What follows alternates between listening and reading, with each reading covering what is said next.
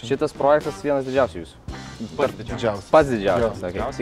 Pačius darbus viduj tai labai nesenai pradėjom, nes ką mes darėm, tai konkursavomės. Bet ar gerai suprantu, kad čia buvo realiai varžytinėse tas projektas kažkokio tai žmogaus, kuris buvo pradėjęs kažką daryti ir... kompanijos. Tai nėra, kad mes čia atėjom, nežinom ką, tiesiog patys procesai skiriasi nuo to, ką mes esame įpratę. Supratau, kad bendro to išprusimo statybinio trūksta. O tai kuris variantas geriau, nes vieni sako, tai padarom taip geriausiai, kitas sako, ne, žiūrėk, čia bus tame problema, darom taip. Ir galva tada išsipučia ir galvoja, o tai kaip iš tikrųjų daryti. Tai pradinė kaina šito objekto buvo? 1 900 000. Tai labas visiems, esu kiek įdomesniam amplua, nes esu sostinėje, Vilniuje ir šiandieną kalbėsiu ne apie mūsų projektus, kuriuos mes išvystėme, padarėme, bet šiandien atvykau į svečius pas savo gerą draugą, mentorių, žmogų, iš kurio mokinamės nekilnojamo turto subtilybių. Paprašiau jo įsileisti į savo nekilnojamo turto vystomus projektus ir jisai sako, gerai, atvaryk, papasakosim, pakalbėsim, tai nekantrauju su jumis pasidalinti, ką papasako šitas žmogus ir pasistengsiu išgauti kuo daugiau įdomios informacijos. Stoviu su šio pastato savininkais, Justu ir Gediminu, tai šiandien chebrytė norėsiu iš jūsų iškamantinėti visą informaciją apie šitą pastatą, kodėl nusprendėt įsigyti, ką planuojat su juo daryti ir panašiai. Bet dar labai vienas svarbus klausimas, jaučiu žiūrovom, bus labai įdomu, tai čia jūsų pirmas projektas? Ar ir esat kažką daugiau nuveikę? Tokio dydžio? Jo, prasme, pirmas projektas mūsų su Justu tai buvo skaldėm iš 70 kvadratų buto į 3 butus. Tai čia buvo 20-ais, ta pačios koronos pradžioj. Tai vat mūsų kelias turbūt nuo ten prasidėjo. Čia pirmas projektas, kurį padarėt 20 metais? Kurį pradėjom 20-ais. Išskėlėm, padarėm 3 butus ir tada pardavėm. Tai galim teikti, kad realiai nuo 20 metų ir pradėjot su nekilnojamo turto rinka prie jos prisiliesti ir... Kartu. Prieš tai buvo... dar darėme. Buvo variantų prieš tai. Tikrai. Startui čia buvo užduotis susiburti komandą, tokia buvo varžybos nekilnojamo turto ir mes tokia susibūrėm, kad aš Gediminas, tada buvo vienas žmogus, paskui jis pasikeitė į kitą porą, atėjo pas mus ir tiesiog susėdom o dabar reikia kažką daryti. Ir tada galvojom, ką daryti ir aš labai norėjau, nes aš labai bijau to skaldimo, nesupratau ir sakau, darom skaldimą, nes čia pats baisiausias dalykas man. Tas pats vyksta dabar visą laiką. Ko bijai, tą darai. Gerai, kitas mano klausimas, kiek šiaip projektų per nuo to laiko, kai susibūrėt į komandą, kiek projektų įgyvendinęs, nežinau, didesnių, mažesnių? Ką tu vadini projektų? Nekilnojamo turto. Jo, objektas. Mes kartu kuriuose dalyvavom, nes būdavo ir kitų partnerių prisijungdavo. Tai mes kartu, aš manau, kad kokį 100 esam kažką tais panašaus. Tai čia 90. Šitas projektas vienas didžiausių jūsų? Pats didžiausias. Kiek čia turim kvadratų šitam projektui? Šiuo metu turim 2037 kvadratus, turėsim 2-4. Pridės, pagaminsiu daugiau kvadratūros. Antresolės dasidės, 1-2 aukštuose ir šiek tiek didėja 3 aukšte, didinam. Įdomu. Tai čia dabar realiai, ką matom išorėje, tas visas pilkas fasadas čia jau yra pasikeitęs. Kaip matosi, plytų dar linijos apačioje. Tai čia buvo, ir kiekvienas aukštas atrodo skirtingų laikotarpių statytas, tai tokie sluoksniai ir dar tos plytos atsikišusios, dideli tarpai, tie išdužę stiklai primena visą fasadą, kaip jis atrodė. Tai buvo nauji langai sudėti. Įdomu labai skaičiai, iš kur jūs nupirkot, kaip jūs jį suradot ir, nežinau, kiek mokėjot? Tai visų pirma, tai esam skirtingi ir išsigryninę savo pliusus, minusus. Tai aš atėjau su objektu pasiūstą, jau pasiskaičiavęs, aš jį radau e-varžytinėse ir supratau, kad aš šitokio dydžio objektą tikrai nenoriu eiti vienas. Dėl to susirašiau savo matematiką, kaip aš matau. Išsirašiau 8 kolegas, jeigu pirmas nesutiks, tai eisiu pas antrą, pas trečią, turėjau sąrašiuką, aišku tikslą, kad aš noriu šitą objektą daryti. Man jau pačiam jisai buvo parduotas, aš jį buvau apžiūrėjęs fiziškai, supratęs jo pliusus, minusus ir atėjau pasiūstą. Sakau, va, žiūrėk. Taip žiūri, sako, blemba, tiek visko užsipirkęs čia, nežinau kaip čia, bet ant lentos užsirašęs tikslą buvo. Konversijos. Namo konversija. Nu, tai aš nežinau, kiek tavo vienas iš tikslų buvo, ar ne? Buvo trečias objektų tipas, aš remontuoju butus, statau namus ir toksai, kur, ir namo konversiją padaryti. Būtų taip neprašal, jeigu atsirastų.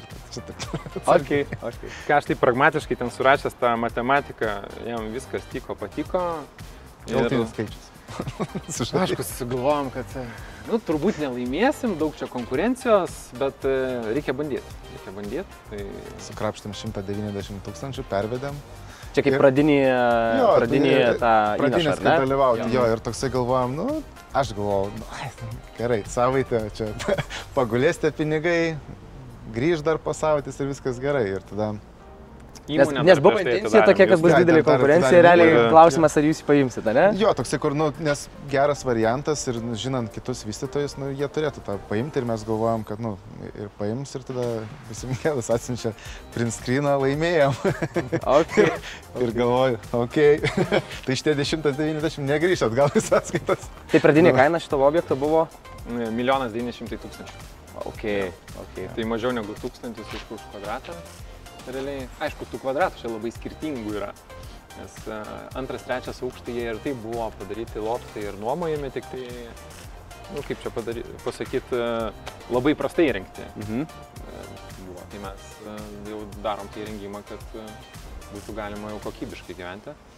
O pirmam ir Rūsy yra tų patalpų, tokių gal mažiau likvidesnių, įdomesnių, kur turiu ir aš vizijas, bet kol kas yra tikslas parduoti. Tai realiai 1 900 000 buvo pradinė kaina, ar dar buvo konkurentų, kurie ten bandė pasivaržyti su jumis ir panašiai? Nebuvo.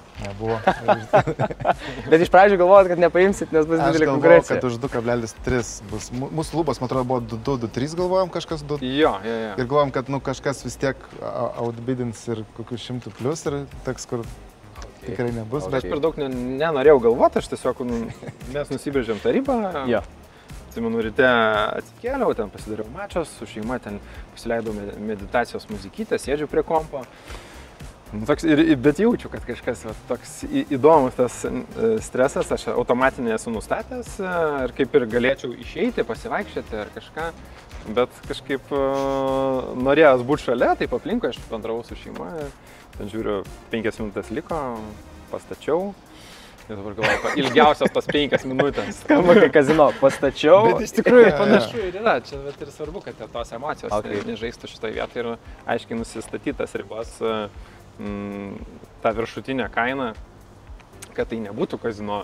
Nes tikrai esu matęs, kaip žmonės pagauti azarto nuperka už brangesnės negu rinkos kainas. Tos objektus. Buvot pasidarę vis tiek kažkokią samatą, ar ne? Skaičiavimai. 5 lapai berods buvo. Jo, tai ta samata, kad suprast iš tokių ekspertų kaip aš, tai buvo labai grubinės, tokio pastato niekad nevystėm, tiesiog lūkesčiai. Gerai, čia ventiliacija tiek, santechnika tiek, elektra tiek, apdaila tiek, ten fasado tvarkymas tiek, viską taip susirašėm, ten palūkonos. Sudėjom tą matematiką, už kiek, čia jau aiškesnis, už kiek galima parduoti, viską jau įrengus. Ir matai tą gapą ir tiek, supranti, kad čia bus paklaida samatoj, nes tiesiog nesam dar ėję per šitą procesą, kaip tai tiksliai padaryti, rangovų susirasti, tai va dabar turim statybų projektų vadovą, kuris visus čia gainioja, tvarko, kad viskas tvarkingai vyktų. Ir laiko. Jo, ir konkursuoja su kolega, tai kainuojama nemažą krūvį. Tai gerai, bet jeigu kalbant apie skaičius, kas ten lape buvo užrašyta galutinė eilutė, ten grubiai, į kokią sumą turit sutilpti visą šitą objektą prikelt antram gyvenimui? Su palūkanom, man rodos, aš buvau 1 100 000 susirašęs. 1 100 000 dar papildomai įdėti, kad objektas gyvas būtų. Taip, jo? Taip. Okay. Po to dar pakalbėsim, kaip šitie lūkesčiai keitėsi. Bet manau, kad bus didesnė suma. Ok, tai ką, gal mes einam pasižiūrėti į vidų, jeigu yra galimybė pažiūrėti, kas ten galim, ką galim pamatyti viduje ir dar aptart tą vidų. Gerai. Ok. Ką, papuolėm į 3 aukštą? Ne? Jo, Tai, kaip kulminacija. suprantu, nuo šito aukšto pradėjo. Taip, pradėjom. Čia iš tikrųjų buvo lubos, matosi riba senoviškos. Ai, ta prasme, čia kur Jo, šešėlį. su tais metaliniais rėmais. Nu tai čia viską atvėrėm, nuiminėjom koridoriui.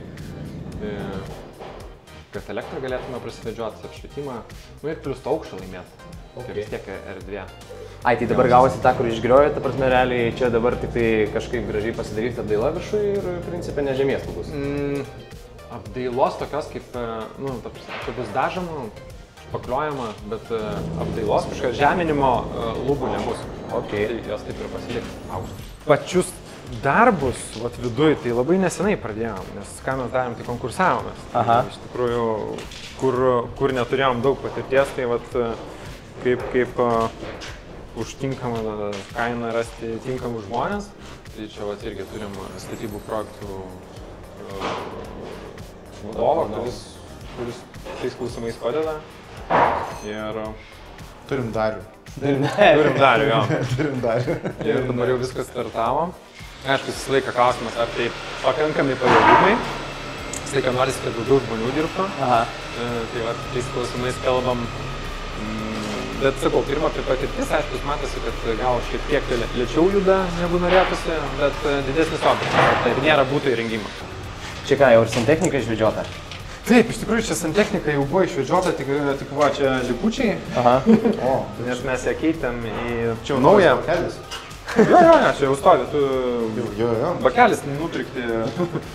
Čia naujas, ta prasme, jau čia įdėtas, ne? Nebuvo šito. Jo, tai Nes buvo viskas... paprasti tie tokie senoviniai klozetai. Bet ar gerai suprantu, kad čia buvo realiai varžytinėse tas projektas kažkokio tai žmogaus, kuris buvo pradėjęs kažką daryti? Kažkokios kompanijos.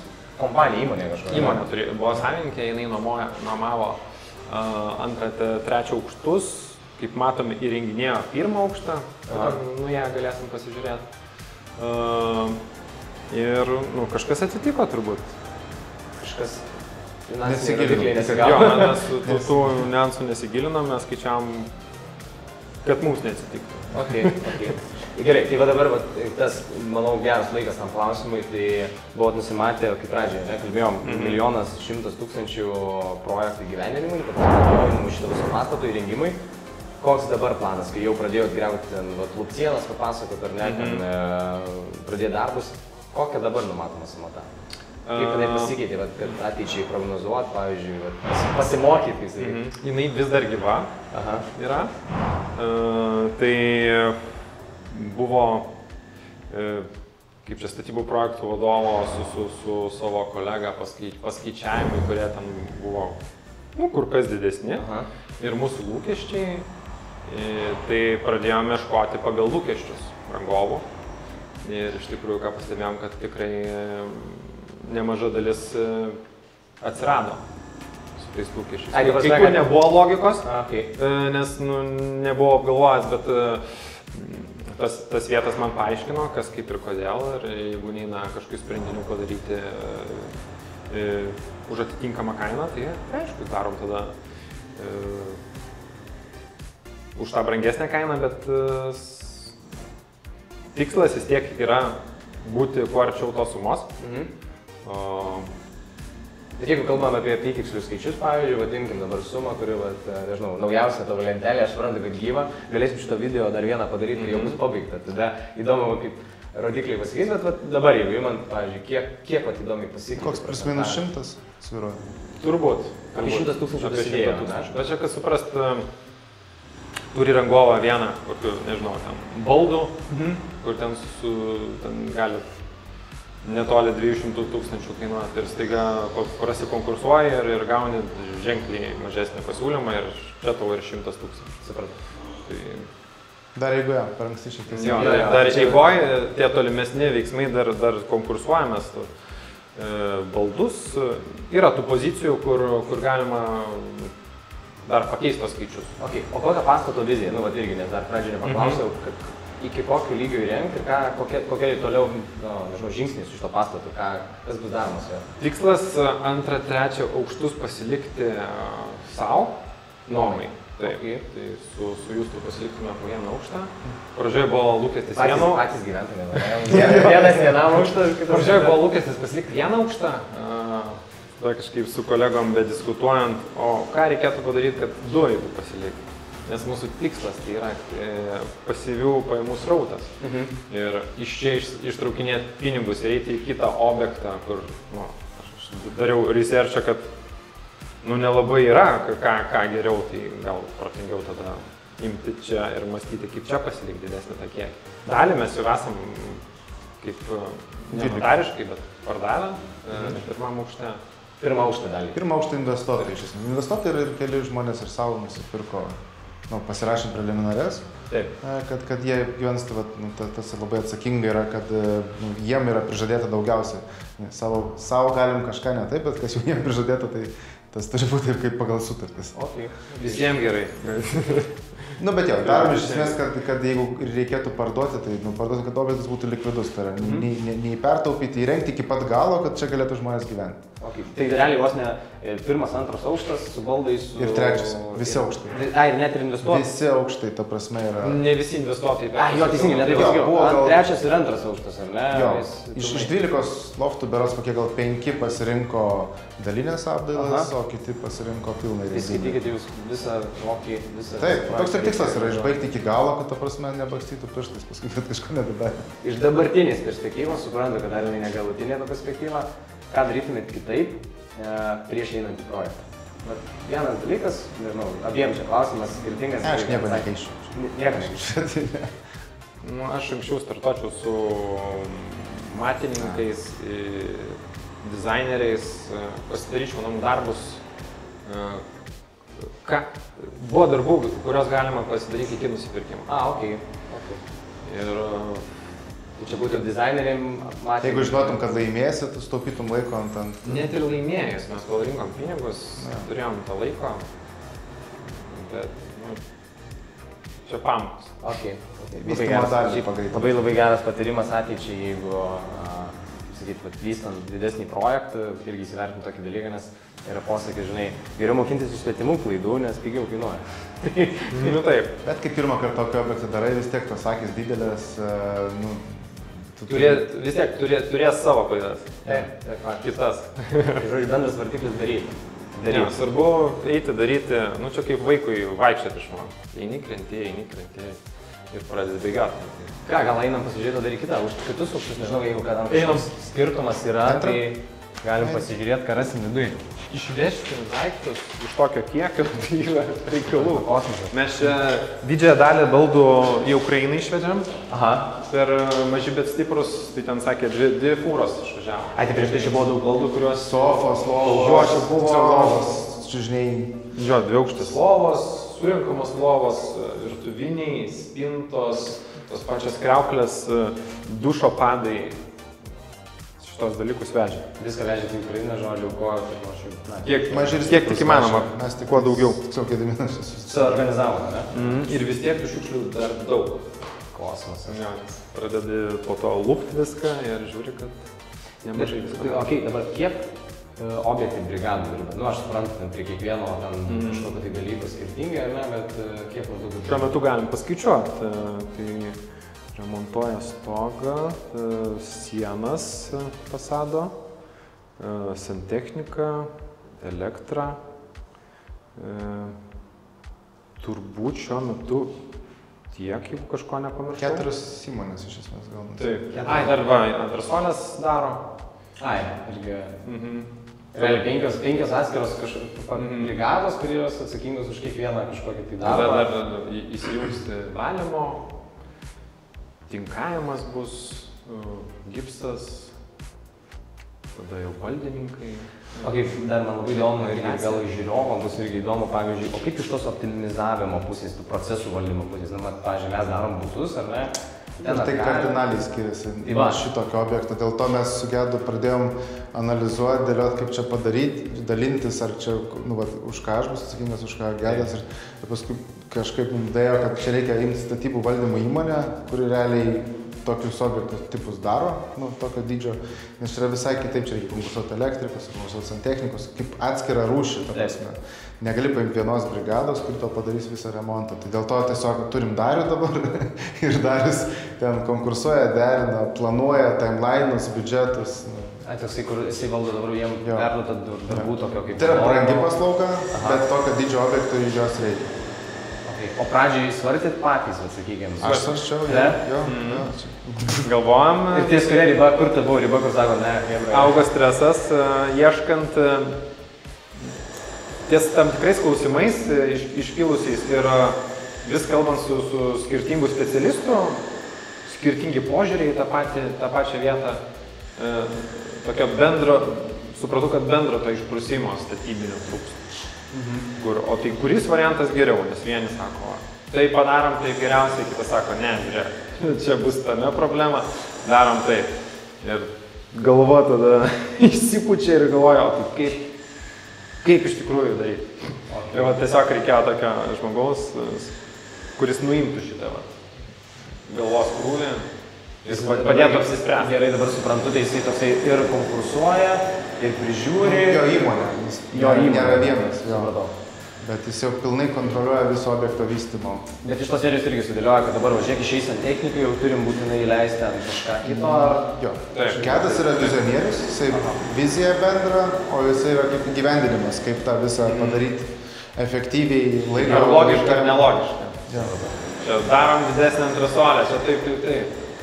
O kaip čia darom, kaip čia laikysis turėkti, pavyzdžiui. Tai gerai, tai vientisą stulpą padarėm aukštą, kad ant jo po to galėtų tvorelę prisitvirtinti. Nes gaunasi, kad jau laikosi ne prie sienų, o viena siena kabo. Tai kad ir tai gautųsi tas laikymasis. Prie lubų negalim, nes tenai, trečiam aukšte negalėjom prie lubų, nes ten... Čia pagal STR, ar ne? Tu prasme, kažkokį reglamentą teisiškai negalim. Dėl STR aš tau komentuoti negaliu, nes... Ten tiesiog ne ta betoninė tardanga, prie kurios tu galėtum tvirtinti. Taip, ten tiesiog apšiltinimas, kur tau tvirto paviršiaus nesuformuosi. Ar gerai suprantu, kad žodžiu, tokiam projektui, darbų vadovas, nesvarbu, ar tai bus samdomas kažkokia sutartį. Projekto vadovas. Jau yra būtina, norint tikrai efektyviai gyventi. Arba tu turi tokį įmonį turėti savo, arba tu turi samdyti iš pašalies, nes tu turi deadline'ą tam tikrą, vis tiek tai yra skolinti pinigai, tai yra palūkanos, tu negali daryti jau 10 metų. Ir tu, kol pats tai išmoks, užtruks labai daug laiko, tai šiuo atveju mes priėmėm sprendimą, kad pats optimaliausias iš karto imti profesionalą, kad jis mus mokintų, o ne... Sumažina rizikų, nes taip, taupysi tos kelis tūkstančius, kurios mokė už algą specialisto, bet padarysi klaidų didesnių. Kuris pasiliks trečią aukštą, kuris antrą? Iš tikrųjų dar nemąstym. Apie šitos dalykus galima vėliau dabar. Gerai, varom pirmo. Parduotas, galim sakyti. Šitas aukštas yra iš esmės, šitie loftai per tą pusę yra visi parduoti. Yra pasirašytas preliminarius. Tai tada mano klausimas, pusė parduota, o kita pusė yra available įsigyti? Tai yra administracinė dalis. Tai ten yra loftai. Tai visa šita pusė parduota, ne? Taip. Nebūtinai, čia nereikia taip suformuoti kažkokią. Čia vis tiek yra viskas viešbučio paskirties. Čia ką sugalvos žmonės tą gali daryti. Išskyrus turbūt tokių kaip sandėliavimo dalykų, kad nepakenktų gerbuviui kaimynų. Tai dar plano tokio nėra kažkaip. Dar konkretaus nėra, kelios vizijos buvo dėliojamas. Planas to. Bet kaip įdomu, pavyzdžiui, bet kas įdomu man iš jūsų pusės, kaip jūs mąstot, labai man patinka pasižiūrėti, kaip aš mąstau ir kaip jūs mąstot. Ir iš praktinės tos pusės, kur dar einam į projektą, dar nežinom tiksliai, kažkokius pasiliekam ten viziją, žinai, jau man trumpina, man jau reiktų ten žinoti ir panašiai. Ir kartais ir yra ta kliūtis nepradėti, nes, geriau nepradėsiu, nes nežinau, ką ten iki galo darysiu. pačius geras pavyzdys, kad kartais geriau. Mes daryt. nėra, kad taip labai nežinom. Vizija buvo Gedo sudėliota pakankamai aiškikas, kaip bus, bet tiesiog tas jau kur 100% pasakyti, kad va, čia šitose patalpose bus to nėra. Nėra čia didžioji vertė. Mes iki šito pastato nereikia taip labai nusimenkinti. Iki šito pastato kokį 100 būtų esam suremontavę, dar namų statybos žinių yra. Tai nėra, kad mes čia atėjom, nežinom ką. Tiesiog patys procesai skiriasi nuo to, ką mes esame įpratę. Tai perdėliot patį, kaip tas pastatas bus vystomas. Čia yra kitaip. Ir tas toksai, kur tu užsakinėjai daiktą 60 vienetų iš karto, nu, kažkam. ne vienas ar ten 5 duris. Tai čia skiriasi patys mastai. Prieimo būdas kitoks. Starfish mus irgi labai gerai mokino, kad labai svarbu yra pirmi 3 žingsniai, galutinis tikslas ir visa kita eigoje, tas krusdėliukų šalis, tu įsiaiškinsi, nu, padaręs tos 3 žingsnius, atsiras kiti 3 žingsniai, bet nereikia overthinkint labai kiekvienas detalės, dėliotis planą, nes realiai, nu, namų statyba yra puikus pavyzdys, gali susidėlioti visą planą ir pradėjo lyti. Nu, ir griūna tavo planas. Realiai pagrindiniai žingsniai čia buvo surinkti tą pradinį kapitalą, atsidaryti įmonę ir įdėti pastatyti į varžytinę. Jo, sakėm, ties tom. Viskas. Viskas, šitie žingsniai ir jau atvedė į visus kitus. Laimėjom viską.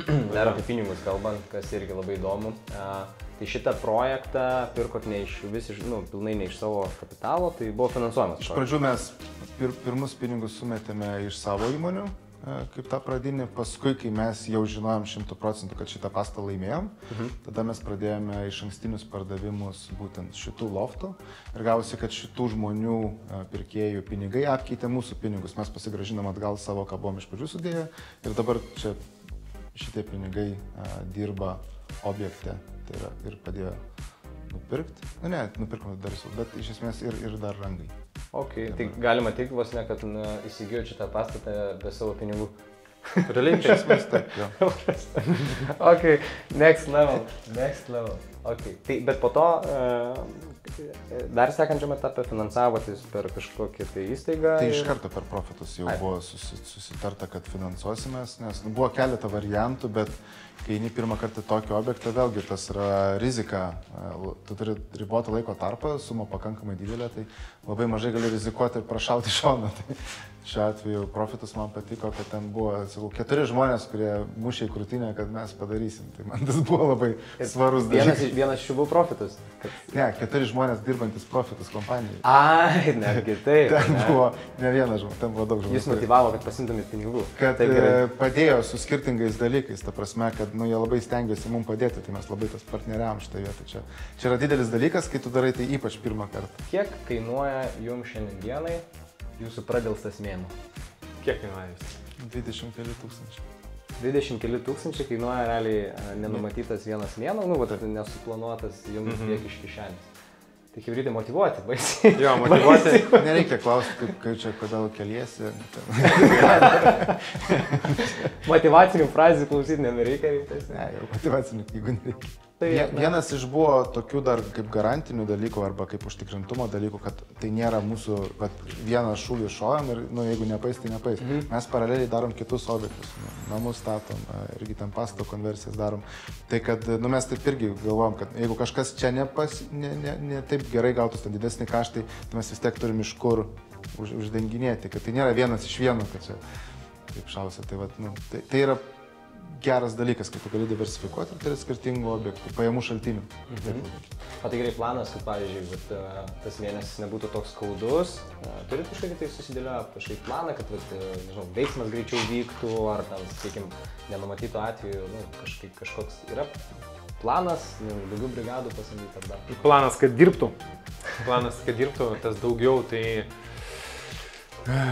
kaip ir kalbėjom, kad žmonių kiekis yra svarbu, kaina irgi yra svarbu ir turėti tą balansą, kad nebūtų per brangi brigada savo darbais, galime greitesnė, bet ant tiek brangi, kad neapsimoka.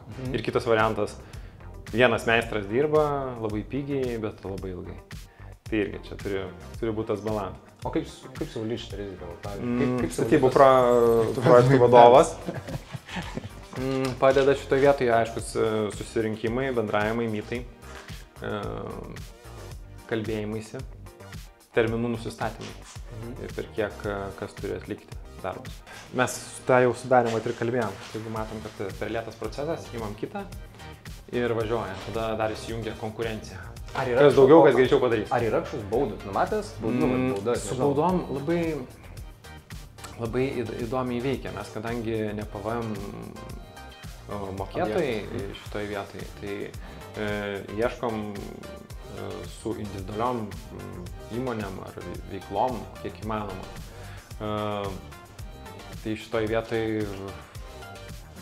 sudėtingiau, bet valdom, matom procesą ir tada, jeigu ką, keičiam.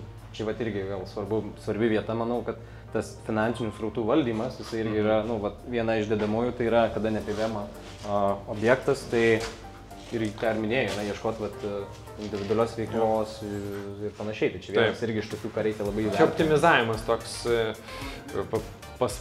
pasvarstyti tokiam objektui, nes jo, gali pasimti rimtus rangovus, bet ir susimokės rimtai. Gerai, kodėl NT?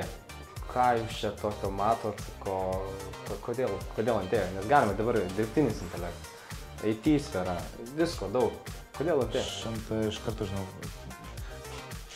aš esu konkurencingas žmogus, tai automatiškai aš nedėjau konkurencijos, man patinka konkuruoti, lyginti su kitais.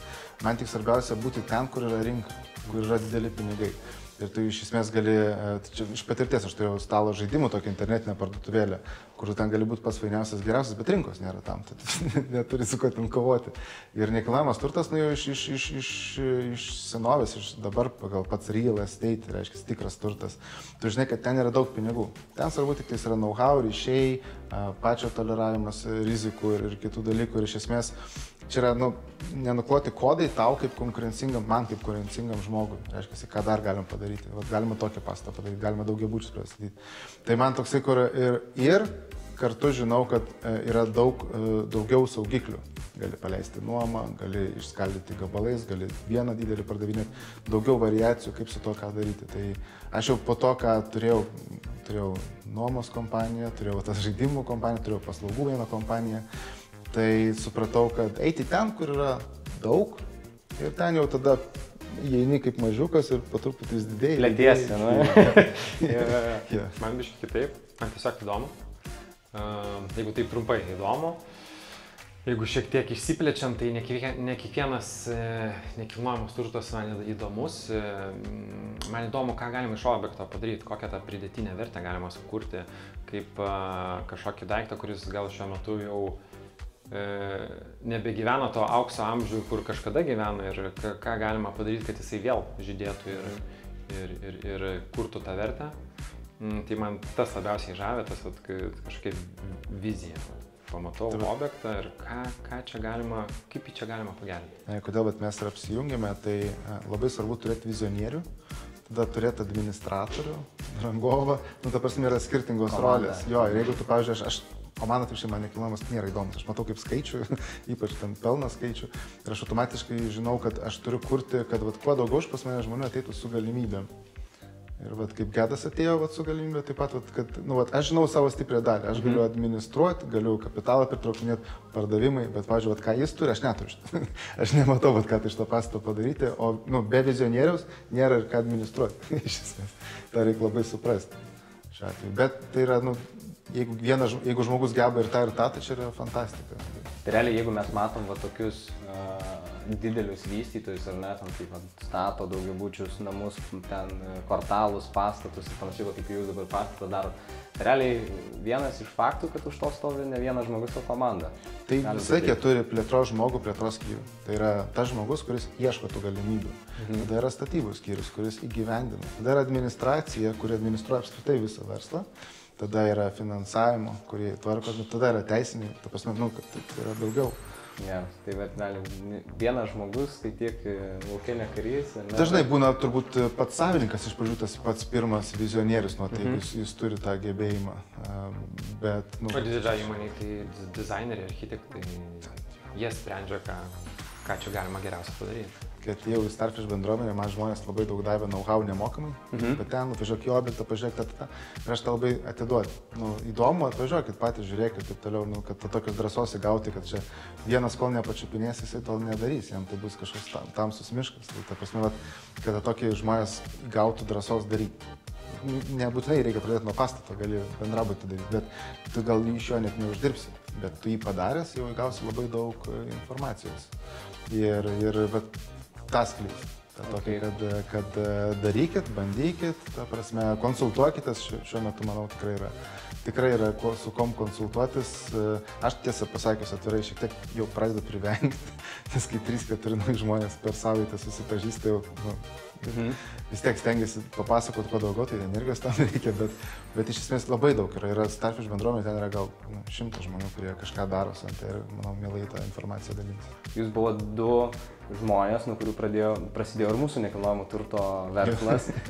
Mes su Gediminu susėdom renginyje prie stalo ir sako, ir jis kažkaip taip nuoširdžiai pasidalino visų tą, aš ir prieš tai aiškiai jau domėjausi, ten ir verslai, neįsiplėsiu, bet pamenu, Gediminas buvo grinai raktas į tą pasaulinį nekilnojamo turto, nes tas jausmas buvo, kad kai pasidalino taip paprastai, tai buvo pagrindinis klausimas, kaip tu gali nedaryti tai žinodamas. Vienintelis buvo klausimas. Tai su kolega Adu, kurio šiandien čia nėra, tai susėdom grįžę atsigert kavos ir ant servetėlės apsirašėm savo verslo planą ir pradėjome nekilnojamo turto vystymą. Tai dėkingas už... Tai va, tu puikus pavyzdys, just do it. Ta pirmą žingsnį, tiesiog liek ir daryk. Suprast reikia, kad tame daug augimo ir daug reikės toleruoti ištvermės. Tai nėra kaip čia visiškai rožinis pasaulis, kaip čia viskas paprasta. Tai ta prasme yra bemėgių naktų, yra sunkių savaičių ir čia yra geresnio išbandymo realiai, kas tu iš kokio tu molio drėbtas nerasi realiai. Daryk pagal savo lygį, bet tai nebus taip viskas paprasta, bet jeigu ištemsi šitą lygį, tai galėsi perėti kitą lygį, jeigu tą ištemsi, galėsi dar kitą perėti. Bet tai nėra, čia daryk, faina, čia bus paprasta viskas. Bet be darimo neatsiras ir skausmo, ir patirties, ir žinių. Ir kapitalo. Ir kapitalo. Taip, investuotojams mano patarimas niekada neikite skolintis pinigų, jeigu neturit objektą.